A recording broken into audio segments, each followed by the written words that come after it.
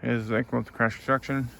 This is part 2 of what's in my rigid rolling toolbox thing. I've got a couple of markers and pens and stuff. I guess a Sharpie. It's a cool one. The little pen has this guy's supposed to move around. In there, Mr. Peanut pen. The guy's supposed to float, but he's not floating right now. So, and I have an Uglies book and 2017 outdated electric code book,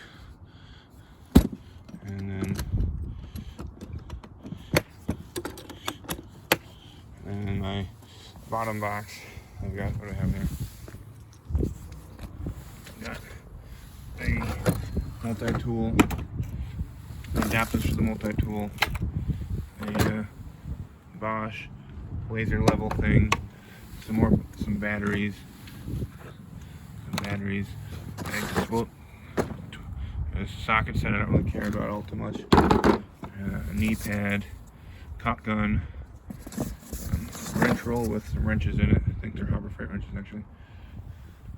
Let's see what's in there.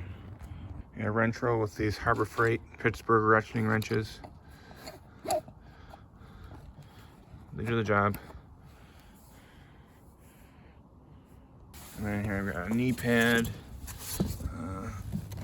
a bunch of electrical tape,